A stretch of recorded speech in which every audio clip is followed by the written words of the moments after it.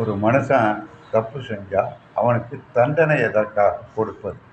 வள்ளுவரை கேட்டான் ஒருத்தன். சொல்றாரு பாருங்க, அவ்வொழுக்க நெறியினும் வழக்கு நெறியினும் வழியினாரை அந்நெறி நிறுத்தற் பொருட்டு ஒப்ப நாடி அதற்கு தக ஒருத்தால். இது என்ன சொல்கிறாருன்னு புரியுதுங்களா உங்களுக்கு? ஒருத்தன் ஒழுக்கத்திலேருந்து தவறிட்டான். என்ன? அடுத்தது வழக்கு. அந்த வழக்குலையும் அவன் தவறிட்டான்.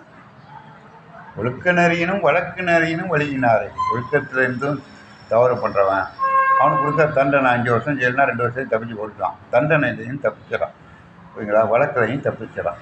இவனுக்கு ஒப்ப நாடி தண்டனை கொடுத்தாள். மனு புத்தகத்தை பார்த்து அவன் திருந்தி மறுபடியும் மண்ணுலகத்தை வாழ்வதற்காக தான் தண்டனை கொடுப்பான்.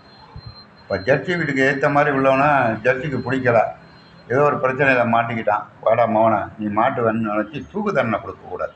விருப்பம்